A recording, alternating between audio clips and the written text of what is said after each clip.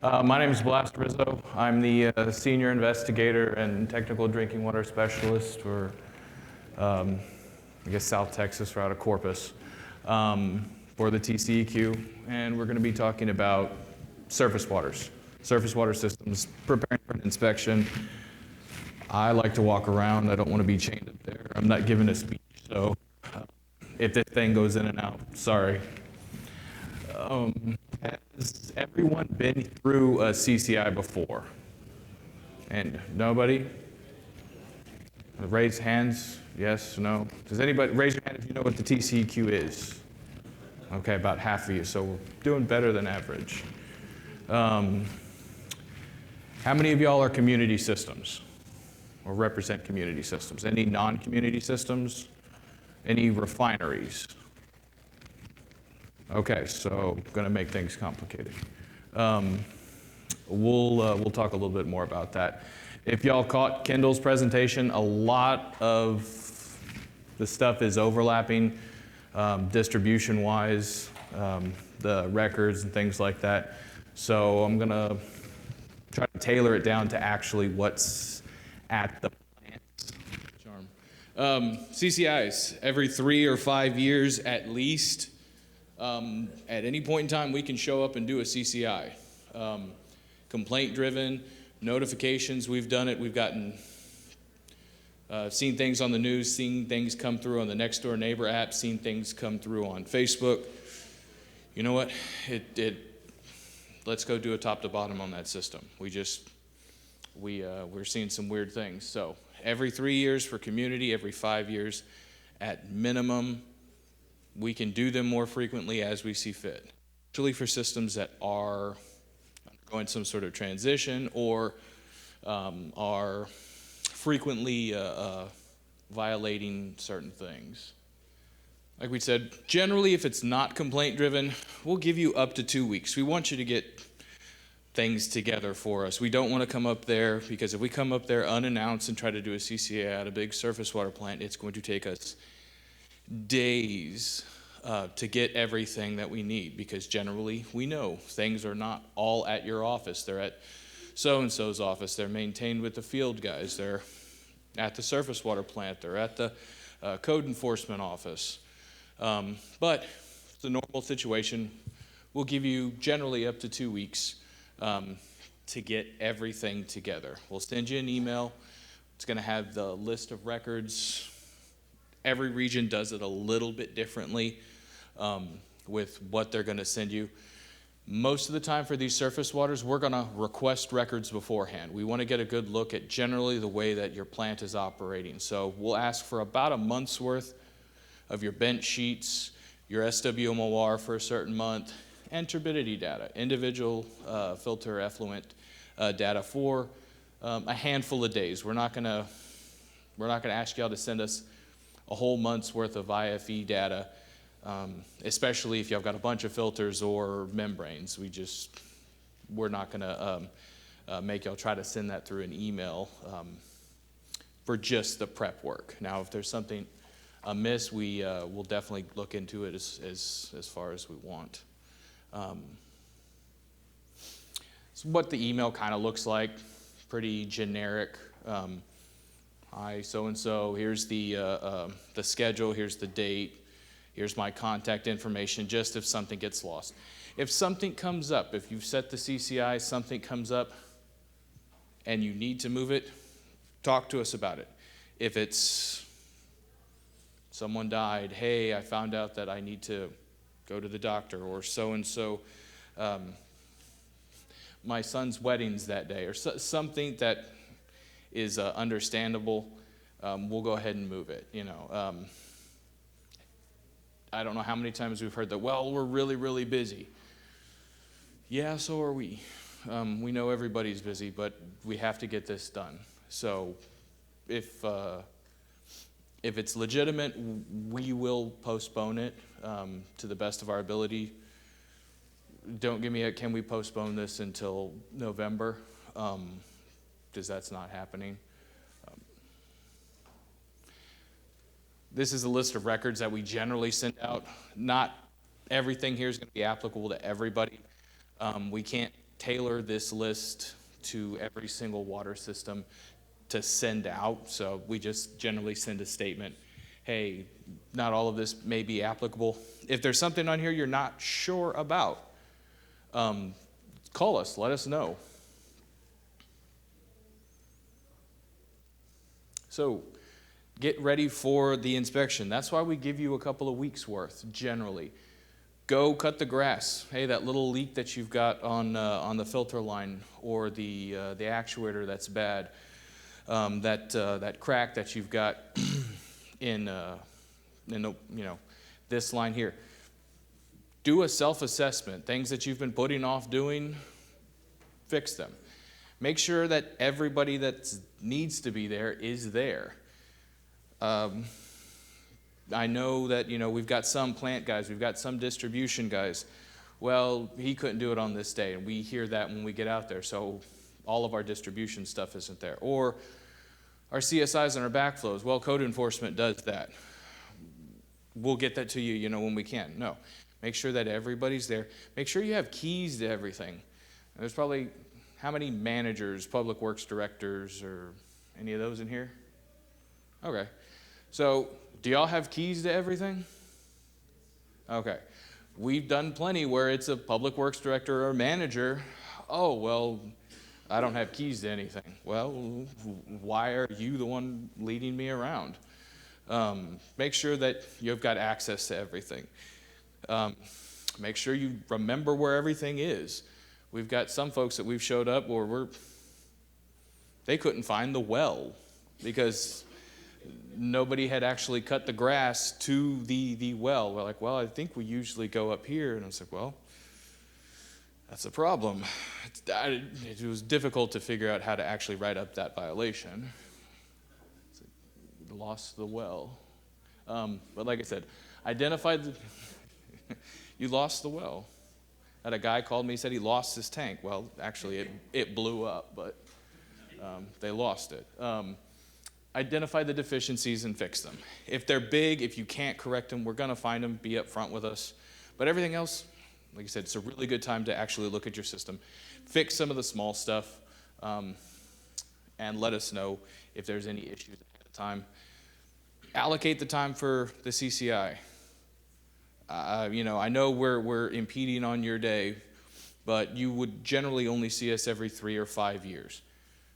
Hey, if we show up for a scheduled inspection, well, hey, I gotta go. I got a meeting at 10, or hey, I've got lunch with so-and-so, or hey, we'll be courteous as we can, kind of pay us the same respect. So the CCIs that y'all have been through, field inspection, plant inspection, distribution, and then the exit interview. So Kendall just went through a whole bunch of these, so I'm not going to go through all of this. But pretty much anything that's associated to your water system, we can request to look at. If you don't have 1 or 2 documents, okay, maybe obscure or something like that, that's okay. We're not going to automatically write violations. Generally for that, we're going to give you, a records request for it. But everything else you should still have access to. So every CCI, we're going to look at all of this. You would be surprised how many times I've had to provide a monitoring plan to a system that lost it. No, because your CT study could change. I mean, we've got systems that their CT study hadn't changed since TCQ started, and then we've got some that have changed since we were there 6 months ago. We're going to look at it to make sure that you have the most up-to-date one. One of the most common violations that we see on service or on your SWMORs is that you don't have the correct CT study values in your MOR. So yes, we're going to check all of this, every single CCI. If we get a complaint or we do a focus investigation, we're probably not going to look at everything. We're going to tailor it to whatever the complaint or whatever the object of that investigation was. But everything is going to be looked at during a CCI, comprehensive compliance. Know the record retention for things. There's going to be things that are 2 years, 3 years, 5 years. 10 years, 12 years, and then basically for the extent that that component or that exception applies. The connections, 1 meter per single resident per living unit, 1 meter per house, 1 apartment, 1 master meter, 7 units. There are some other scenarios, some gray areas. Work with a regional investigator to determine the actual connections, because this is how we judge how much y'all have to have, how much surface water, or how much your raw water pumps you have to have, how much ground storage y'all have to have, how much elevated storage. This may kick y'all into a completely different level of sampling. And also, if y'all have multiple pump stations, keep track of how many are on each. We've got several systems that have multiple pressure planes that can't tell us who's here, who's here, who's here, and who's here. So keep track of that. This is just the front part of your SWMOR. We'll generally we'll get an idea of it. That's why we request some of those records. See if we have questions on how y'all transfer things over from your actual bench sheets and things like that to the SWMORs.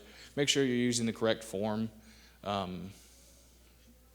for, whether it's the SWMOR or the alt form, depending on what your type of system is. The NAPs, since these are, I guess, relatively new, I think 2015, the exception for chloramines went away, and this came out in, I think, 2015, 2017.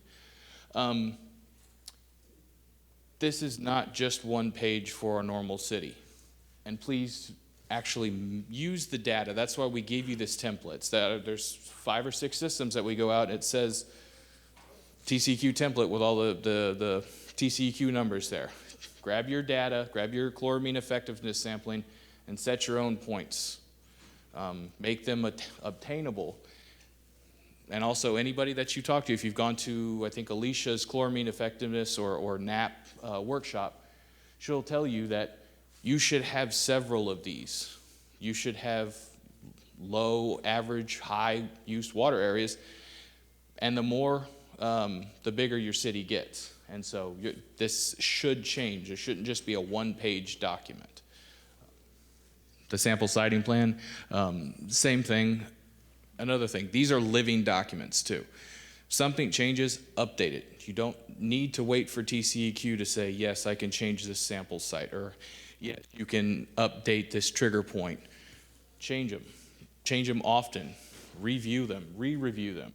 And a lot of these things, each region's a little bit differently, but a lot of these can be all amalgamated into your monitoring plan. So if you've got one large map that's got your sample sites for coliform and your sample sites for your chloramine effectiveness, your distribution, lead copper sampling, if you've got all of that and you want to include that in there, great.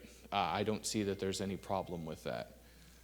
And actually would probably make things a lot simpler for you guys. The CSI forms and the backflow forms, they update these like every, 30 or 45 minutes. So don't save these on your computer. Save the link. And also, how many folks contract CSIs and backflows? One, everybody else does them in-house? Okay, well then there's no excuses. We can't cite, unless they're falsifying, we cannot cite the individual backflow or backflow tester or customer service inspector. We cite the water systems because it's y'all's responsibility to make sure that they're doing everything correctly, they're turning everything in on appropriate forms. So have a QA person that actually can verify. We have found machines or assemblies that have failed, or systems or connections that have actually failed inspection, and the inspector wrote pass, provided it to the city, and just left. Have somebody that actually works for the water system, puts hands on the document to make sure that there's no issues with it, because y'all are the ones that are ultimately responsible. This is the most up-to-date form. No, actually, sorry, it's not. This one was in 2014 when it came up with the 2014 rules. This is the 2015 version. I think there was one that came out in 2019. But like I said, they update these quite frequently. Save the location, the link. What I tell facilities that want to use contractors is have them come and they'll provide them with the actual form. So you know that you can actually, they're actually going to fill it out on the correct form. Okay, so let's get to the actual, I guess, the physical components of the system. Turbidimeters, you've got online, you've got benchtop. For a long time, there was really just your benchtop and your 1720s. They've come up with a couple of new ones, and for the first time in a long time, there are some non-Hawk turbidimeters that are making their way into plants. So there are going to be different calibrations, I think, for some of the Swans and some of the non-Hawks, but for the most part, so the benchtop turbidimeters, they're going to be calibrated with the primary standards at least once every 90 days, and then the primary standards are going to be, the secondary standards are going to be re-standardized, because generally you're going to have the Gel X and then the Stable Cal. And those secondary standards, generally they have that wide calibration range, so you need to re-standardize those every time you run that primary standard. No, okay, so you verify. You're verifying, some of them you actually, you are calibrating it with those primary standards. You're conducting a secondary check when you're running those standards. The 5200s, just like the 1720Es, they also have a verification, I don't know what to call it, a component. You know, the 1720s, you've got an ice pick. The new 5200s, they've got this really nice, really expensive looking little crystal. It's about $1,300 that you use for verification. And I hear it actually, you have to buy that about every 12 to 14 months because it runs out. Fancy looking, really, really good, but expensive. The online verification, you've got the primary standards. Most people we see would be the manufacturer's proprietary calibration device, the ice picks or the crystals for the 5200s. The pH meters, basically you're going to use the calibration from the manufacturer. You're going to run at least one buffer each time you run a series of samples, and then you're going to run a full 3, or actually it doesn't have to be 3, it can be 2. If you can bracket, you can show that your pH is normally between this range. You can calibrate using 2 buffers. We always use 3 just to be sure. But again, once each day with manufacturer specs, calibrated each day to manufacturer specifications, and then every time you run a set, you know, a little bump test, 1 buffer. The disinfection residual analyzers, there's a whole bunch of benchtop ones now. You've got the Hawk Pocket 2s. Those aren't made anymore, but they're still running. We were just talking about, you know, pretty much how reliable those things were. They've replaced those with the 300s. You've got the whole 800 series. We use the 900s. Does anybody use SL 1000s? It's all about time and money. I mean, you could run up to 6 tests all at once and be driving to the next site. Well, 4 chem keys, 2 probes. So you can run 6 tests, which really is efficient if you've got to take 10 samples a day. The benchtop, it's every 90 days. It used to be every 30. But right now, any of the benchtops, it's every 90 days with the secondary standards. And then the online every 7 days with either a standard or known concentration or a side-by-side. And let me see, a side-by-side with a meter that's already been calibrated and verified. Meters. So meters at surface water plants, how are they different than meters at groundwater plants? Once every year. How many of y'all have meters that TCEQ doesn't require? Really? Nobody? Okay, 2 people. No, we've got some because you may have internal meters. You may have meters that are being required by the river authority or, you know, some conservation district or something akin to that. TCEQ requires you to calibrate these 4 meters, or these 4 types of meters at least annually. All of the other things, that's going to be based on what that's used for. So the plant tour, the fun stuff. Raw water, rapid mix, flocculation, clarification, filtration, your chemical storage, your water storage, and then your waste management, where your sludge goes. Your intake structures, what does it look like? Can we get to it? We had a system that it was on a pier like this, and it collapsed right there. And they just left it there like that. So anytime we wanted to actually look at it, a little paddle boat, go over there and say, well, what happens if something breaks? It's like, well, nothing's broke yet. It's like, here's your violation. You have boat ramps or marinas and things like that within 1,000 feet. Now, hopefully y'all don't, but we all know that things can pop up. If you see tire tracks going down right beside your intake, there's probably somebody launching a boat there. So the 200-foot restriction zone around the intake, 1,000-foot around as far as boat ramps and marinas go, you have the ability to enforce these, and you'll need to. Don't pay attention to the fact that nothing may be there right now, but we've got evidence that something is there. You see a lot of fish hooks or bones or something like that at a certain location that's within 1,000 feet of your intake. Do something about it. Rivers that aren't 200 foot across, we've come out to this. You will need an exception for that 200 foot restriction zone, because how are you going to prevent somebody going down a navigable waterway? Talk to the water supply folks, because yes, you have to put a restriction zone in, and you may actually have to have an exception for that. The intake screen to minimize debris.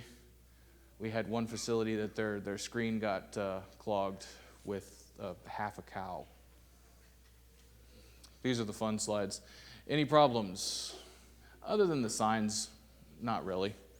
We don't regulate pretty, so just because you've got paint fading and stuff like that, you got bosses, oh well, we need to make it pretty.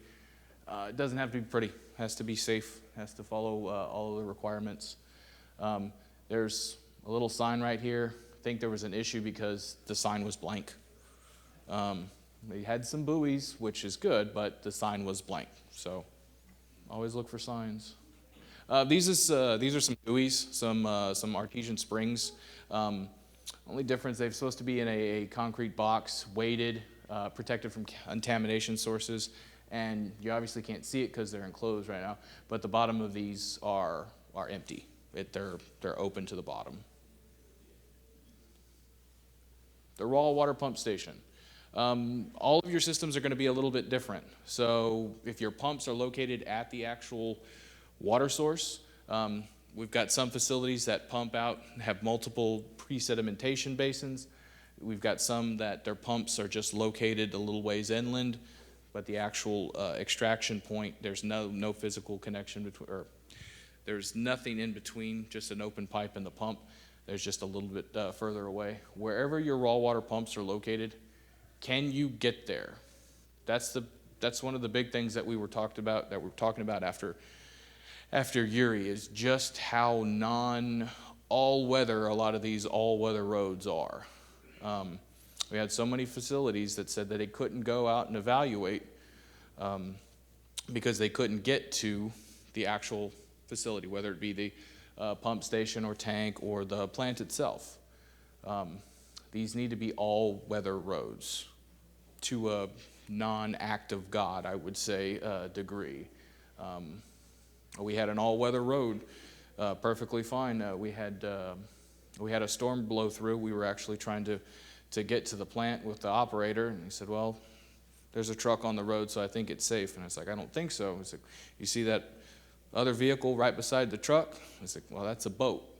So, there are situations where an all-weather road's probably not going to be all-weather, but it shouldn't just be a dirt slick. Some of any of y'all here have actual injections at the raw water pumps, chlorine dioxide, anything like that? Okay. So same rules apply if y'all have actually got chemical injections at the raw water pump station that apply at the plant. Make sure it's labeled. If y'all have got storage there, and we'll go into that a little bit later on. We were just talking about this, the all-weather road. This is not all-weather, and hopefully there's no potholes. We've got some industrial facilities that have 18-wheelers going through all the time, and so they've got potholes the size of like smaller water systems, and those need to be fixed as well. If y'all have got more than 3 million gallons of flow, you need a hydraulic mixer or parallel mechanical mixers, at least 2, more depending on how big your plant. And then, of course, when you've got a parallel mixer, you're going to have just about everything else operated in series. Your flocculators. Make sure that your flocculators are multi-stage. Make sure that they're not designed, they're not supposed to be mixing, they're not supposed to be causing any kind of agitation. They're just supposed to gently knock things together. We're talking raw water, flash mix, rapid mix, whatever you want to call it, and then slower, and then free float. Forget where this was, but the top part of their chamber had actually fallen off, and instead of rebuilding it, they just cut it flat. And so from one part of the sedimentation basin to the other, or from the flocculars into the sedimentation basin, it fell over this broken piece of concrete. Again, like I said, more than 3 million gallons, you're going to have parallel structures. Your sludge removal, how does it happen? Do you have do you have a hopper? Do you have scum suckers? Do you try to take the whole train down and actually physically remove it? Do you have sludge blanket clarifiers where you can actually waste? And then hopefully we never run into this. The length of your straight flow sedimentation basin is at least twice as its effective width. Hopefully they figured that out in the design phase. We don't want to show up and all of a sudden half of your sedimentation basin just kind of fell off, or y'all just decided to not use it. These are some of the weirs. No bueno. We've seen anybody in here do wastewater? You got fish in your clarifiers? Yeah. So we've seen that. Not in your drinking water clarifiers. That's not good. But yeah, make sure that these are scrubbed up. Hopefully they never get this bad. I mean, a little bit, if we saw some of this stuff up here, may not have too big of an issue with it, but I mean, that needs to be fixed. Your filters. So when I talked about preparing for the CCI, make sure that you have the ability to do a backwash, because we're going to see a backwash while we're there. You should have dedicated pumps. We've got some facilities that actually have exceptions for that. They gravity feed, they have water tanks for that, but they have to pump the water in at night, each night. Make sure that you can actually do a backwash while we're there.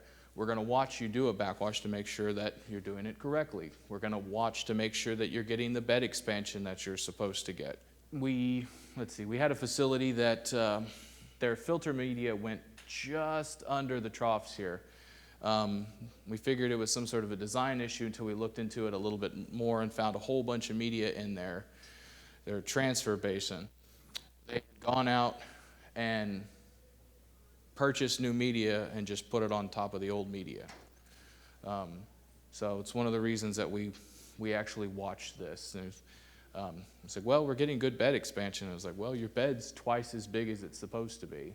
We're going to watch all the way down, all the way back again. We're going to make sure that there's no leaks. Y'all got filters. A lot of times they're right beside each other. There's no leaks in between the filters. We're going to make sure that the troughs are they're level. Make sure that the water's coming up evenly. You've got troughs that are broken, need to be repaired, something akin to that. We're going to make sure that you don't have algae growing in your filter. Generally, we'll see some staining and things like that on the side, which generally is okay unless it's causing some sort of an issue with the actual filtration. We're actually gonna do the calculations on your flow rates through here to make sure that one, you're keeping track of them, and two, that you're actually meeting those numbers, unless you've got some sort of an exception for that. How often do y'all do backwashes? I didn't hear any right answers. How often are you supposed to do a backwash? Loss of head or turbidity spikes, but most people do it based on a schedule. It's not wrong, but we do see when we go out there, you somehow did a backwash when your filter is just running at peak performance. It's like, oh, well, it's been 80 hours. It's like, well, your filter's cranking out perfect numbers. You shouldn't have backwashed. Filter galleries, these are fun places. What do y'all do after, how many people filter to waste? Okay, air gaps. Everybody else just let the filter ripen, or do y'all just put it back in service? Ooh. It's the most dangerous water you could send to distribution. Yeah, basically no, filter ripen, meaning that after a backwash, you actually let the filter essentially settle back in. And generally, so they say that the first 30 minutes after a backwash is when you've got the most potential for breakthrough. So you'll filter to waste, or you'll ripen, or you'll send it back to the distribution system. Yeah, we've seen. I've never seen that regulation for. We've got filters at systems that would run 100 hours and be good. So head loss and turbidity. I'll put you in contact with Noble for more about that. Like I said, I haven't heard that it has to be 100 hours or less. And it may have been a recommendation at points in the past. We've got, updates and filter design and things like that. But I'll give you the information for one of our TOPS folks, and you could talk to them about it. The filter galleries. Make sure everything's labeled accordingly, painted, signs, something akin to identification of what that plant is, or that pipe is. We walk in and everything's brown. I mean, we've gone in there with chalk-colored markers and stuff like that just to follow the lines, because we have found interconnections between the filter to waste lines and the potable water lines. Make sure that there's adequate ventilation and lighting. I think we did one inspection where they handed us flashlights and said, well, we haven't been able to change the light bulbs. They're fluorescent lights. Make sure that everything is actually okay with that. There's a little filter to waste air gap. This is a good working filter. No, this filter was a giant mud ball. We found I think it was underneath the media. It was just one giant mud ball. All of these were like direct pass through.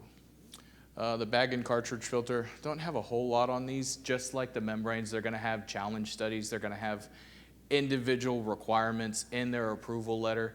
And generally speaking, you're going to have to get approval to use innovative treatment to use these. So everything should be listed in the letter that TCEQ provides you. Chemical storage. I don't know if anybody listened to Clayton yesterday, the 15-day bulk. Make sure that you've got 110% secondary containment. Make sure that you don't store your acids and bases together. I know a lot of folks use their maintenance shops and things like that, their storage. We've got facilities. Doesn't have to be the treatment kind. We had folks that had a whole room full of HTH, and they were also storing all of their paint thinner and their motor oil and everything else that they used, all in the same building on the same site as their surface water plant. Backflows, guys, backflows everywhere. The biggest thing that we see is a backflow not on the chemical feed lines, because generally y'all are going to be pulling from the clear wells and or the distribution system. Those have to be protected. And an interconnection between any form of treatment. You've got chemicals that are serving raw water, settled, filtered. They all have to be protected. Again, with this chemical storage and feed, make sure everything's labeled. There's nothing more dangerous than an unlabeled friggin' chemical tank.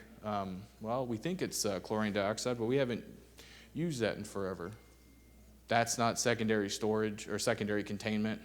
They thought they were being slick.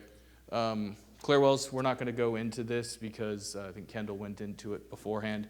I think when Texas came around, they decided that Clear wells were going to be the name for ground storage tanks at the actual surface water plant, and then once you left the plant, you call them ground storage tanks. No other difference. Hopefully this doesn't happen to you. This engineer went to A&M. Anybody know what that's called?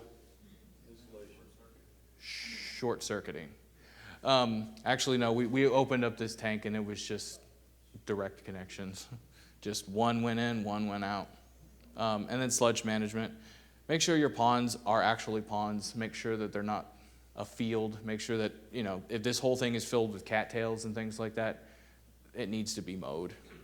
And yeah, that was a pond, a sludge pond. And that's about it. So 5 minutes over. Sorry guys, but the cookies are still there. If you've got any questions, let me know.